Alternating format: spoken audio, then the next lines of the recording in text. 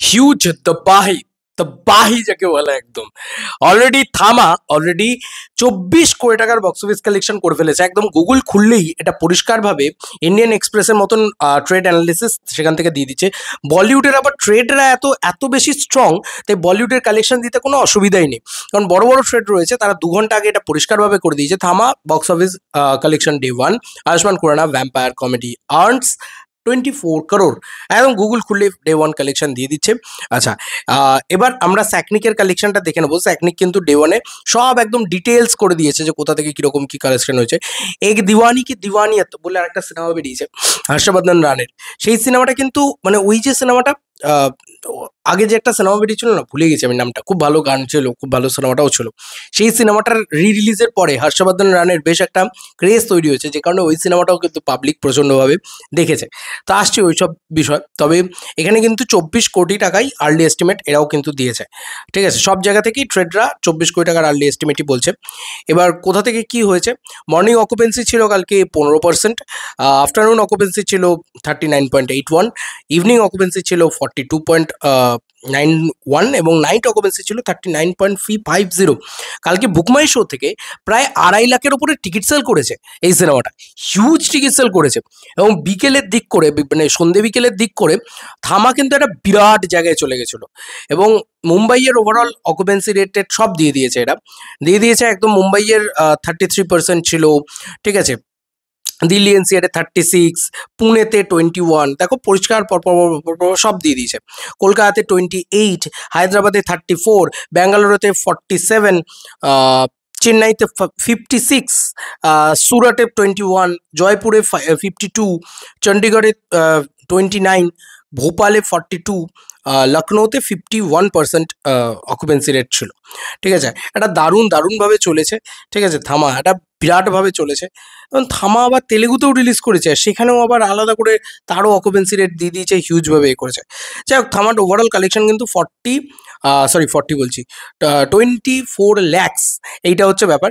আচ্ছা, এক দিওয়ানি কি যে সিনেমা বেরিয়েছে, ভাই নামটাই মাথায় আসছে না, যাই হোক ওটারও কালেকশন তোমাদেরকে বলে দিচ্ছে।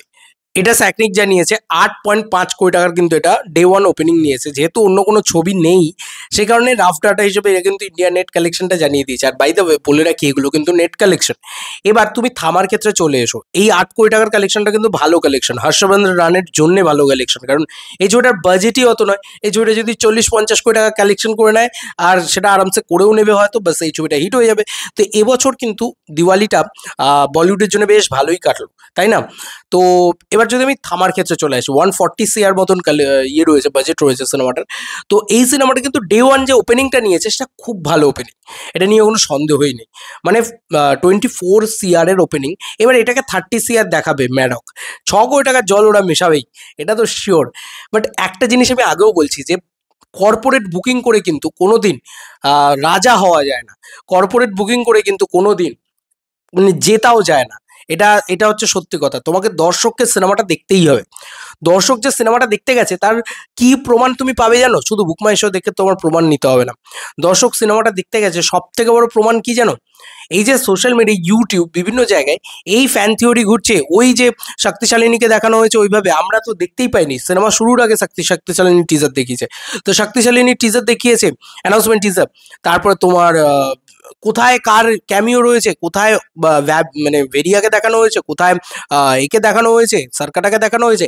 এই যে জিনিসপত্র দেখবে ইউটিউবে ছোট ছোট ক্লিপ কেটে কেটে যাচ্ছে না, এটা থেকে বুঝতে পারবে একটা সিনেমার রিয়েল হাইপ আছে, একটা সিনেমার রিয়েল দর্শক দেখতে গেছে। এবং যে ক্লিপগুলো পড়ছে ইউটিউবে সেগুলো দেখবে মিলিয়ন মিলিয়ন ভিউজ টানছে। তো ওখান থেকে তুমি বুঝে যাবে রিয়েল হাইপ আছে এই সিনেমাটা। হ্যাঁ, এটা স্ত্রী হবে না, স্বাভাবিক। এটা তো শো গেম নয়, মানে এটা ফাইনাল শোডাউন নয়, স্ত্রী কিন্তু এন্ড গেম ছিল।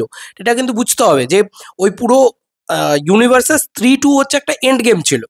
আবার যখন পহেলা মহাযুদ্ধ শুরু হবে তখন দেখবো ওটাতে একদম মানে লোকে ঝাঁপিয়ে পড়েছে, সবাই আছে না ওটার ভিতরে। সেই কারণে এই সিনেমাটা থামার ভিতরে কিন্তু সবাই নেই, শ্রদ্ধা নেই, রাজকুমার নেই, এরা সবাই নেই, কিন্তু থামা একটা এন্টারটেনিং ছবি হয়েছে, যে কারণে কিন্তু থামা ব্যাপকভাবে চলছে।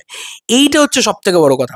তো ডে 1 যা কালেকশন করেছে, এবার ডে 2, ডে 3, ডে 4 এরকমভাবে যদি ছবিটার কালেকশন হোল্ড করে রাখেন, মানে ছবিটা যদি অন্তত প্রতিদিন আমি বলছি 10-15 কোটি টাকার কালেকশনও করতে থাকে এবং শনি রবিবারে গিয়ে 30-40 কোটি টাকার কালেকশন করতে থাকে, এরকমভাবে যদি চলতে থাকে তাহলে কিন্তু এই ছবিটা গ্যারেন্টি টু গ্যারেন্টি হিট হয়ে যাবে। দেখা যাক যে থামা ছবিটা 200-250 কোটি টাকার কালেকশন করতে পারে নাকি। যদি 200-250 কোটি টাকার কালেকশন করে এই ছবিটাকে একটা একদম চোখ বন্ধ করে বলছি সুপার হিট ঘোষণা করে দেওয়া হবে। যদি 150 কোটি টাকার কালেকশন করে তাহলে অ্যাভারেজ ঘোষণা করা হবে। যদি এই ছবিটা মোটামুটি 170 কোটি টাকার কালেকশন করে তাহলে হিট ঘোষণা করা হবে। দেখা যাক কি হয়। আর এই কালেকশনগুলো কিন্তু net collection, not a gross collection. Gross collection আরও বেশিই হবে। আর প্রডিউসার তো জানাবে, গ্রস কালেকশনই জানাবে হয়তো। তো ওরা হয়তো 32-34 কোটি টাকা এরকম কিছু জানিয়ে ওরা গ্রস কালেকশন জানাবে। এরা তো নেট কালেকশন জানাচ্ছে। তো দেখা যাক নেট কালেকশন প্রডিউসার কত জানায়। তবে আমার মনে হয় 30 কোটি টাকা জানালে ঠিক আছে। আমি বারবার বলি তাহলে আমাদের বাংলার উইন্ডোজও জল মিশিয়ে মিশিয়েই ছবির কালেকশন জানিয়ে দিতে পারতো। জানাতে পারেনি কিন্তু। এই দেখো রক্তবীষ্টু, ওরা জানাতে পারেনি। কেন জানাতে পারেনি? পরিষ্কার কথা, কারণ কর্পোরেট বুকিং, এত কর্পোরেট বুকিং করেছে যে ওরা কালেকশন বলার জায়গায় নেই। তো এই হচ্ছে ব্যাপার। ওদিকে রঘু ডাকাত কিন্তু কালেকশন বলে দিয়েছে যে 10 কোটি টাকা আমাদের কালেকশন হয়েছে, পরিষ্কার কথা। প্রডিউসার জানিয়ে দিয়েছে এবং নেট কালেকশন হয়েছে সেটা প্রডিউসার জানিয়ে দিয়েছে। তো এখান থেকে না পরিষ্কার বুঝতে পারবে আজকে যদি ম্যাডক মানে পরম সুন্দরী কালেকশনটাও কিন্তু সে সেইভাবে বলে দিতে পারতো, জল মিশিয়ে। ওরা পারবে না, সম্ভব না। আমি বারবার বলি শাহরুখ খানের একটা কথা যে 18 টাকার ভিতরে 20 টাকার ভিতরে 18 টাকা অরিজিনাল থাকতে হয়, 2 টাকা তুমি জল মেশাতে পারো। এটা হচ্ছে পাতি বাংলা কথা। দেখা যাক কি হয়। থামা কি করে, থামাও কত ব্যবসা করে আর কি। ডে ওয়ানটা সত্যি বলছি শকিং গেছে। মানে অ্যাডভান্স বুকিং সেভাবে ছিল না, স্পট বুকিংয়ে কিন্তু ছবিটা বিরাটভাবে গ্রোথ নিয়েছে। এবং বুক মাই শোতে টিকিট সেল হিউজভাবে হয়েছে, হিউজভাবে টিকিট সেল হয়েছে, 2.5 লাখের ওপরে টিকিট সেল হয়েছে। এবং ব্যাপক লোকে দেখতে গেছে। বিকেল সন্ধ্যের দিকে পুরো একদম প্যাকড আপ জায়গা ছিল।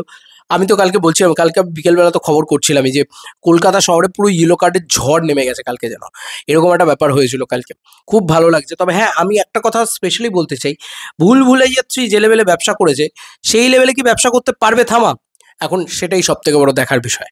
তা নাহলে কিন্তু কার্তিক আরিয়ানের কাছে হার মানতে হবে। ম্যাডক হরর কমেডি ইউনিভার্সের এত পুরো ইউনিভার্স থাকা সত্ত্বেও তাদের কিন্তু হার মারতে হবে, কার্তিক আরিয়ানের কাছে হার মানতে হবে আর কি। কারণ দেখো কার্তিক আরিয়ান হিউমঙ্গাস একটা ব্যবসা করছিল, আর তার সামনে কিন্তু একটা দানব ছিল আর কি, থ্যানস ছিল আর কি বলা চলে, সে হচ্ছে সিঙ্গামেগান। এটা হচ্ছে সব থেকে বড় কথা। তো দেখো সিঙ্গামেগান ছবিটা তো জঘন্য ছবি হয়েছিল, সেই তুলনায় ভুলভুলাইয়া 3 যথেষ্ট ভালো ছবি, আমার পছন্দ হয়েছিল। আমি এন্টারটেইন হয়েছিলাম ভুলভুলাইয়া 3 থেকে। তো ভুলভুলাইয়া 3 দারুণ চলেও ছিল এবং হিউজ ব্যবসা করেছিল। এবং এই ছবিটাও মোটামুটি একটা ব্যবসা করেছিল কিন্তু সিঙ্গামেগান। সেইটা কিন্তু এখন এই দিওয়ালিতে কোনো ছবি করতে পারছে না, বাট দুটো ছবিই কিন্তু চোখ বন্ধ করে বোঝা যাচ্ছে যে হিট তো হবে। মানে আর কোনো চিন্তা নেই, হিট তো হবেই ডেফিনেটলি। মানে ভেরিয়া যে জায়গাটা, ভেরিয়ার একটা ফ্যান ফলোয়িং তৈরি হয়ে গেছে, ভেরিয়া যে জায়গাটা 80-90 কোটিতে আটকে গেছে সেইটা আর থামার ক্ষেত্রে হবে বলে আমার মনে হয় না। থামা বেরিয়ে যাবে। এটাই হচ্ছে একটা ইউনিভার্সের পাওয়ার, ঠিক আছে? মানে যখনই তুমি একটা ইউনিভার্স ক্রিয়েট করে দিচ্ছ এবং তার ভিতরে গল্পটাকে মেন প্রায়োরিটি দিচ্ছ, কন্টেন্ট খুব স্ট্রং, তুমি এন্টারটেনমেন্টটা ভালো করে প্রোভাইড করতে পারছো, তখন আর কিছু ম্যাটারই করছে না, ছবি চলবেই। তো এই ছিল এখনকার মতো ভিডিও। তোমাদের কার কি মতামত এন্টায়ার ভিডিওটাকে নিয়ে জানিও কমেন্ট সেকশনে।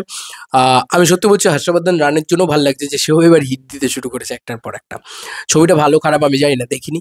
তবে আমার এটা খুব ভালো লাগছে যে মানে হরর কমেডি ইউনিভার্সের ফ্যান আমি। আমার খুব ভাল লাগছে যে এই ছবিটা ওপেনিং যেভাবে নিয়েছে, ফাটিয়ে দিয়েছে।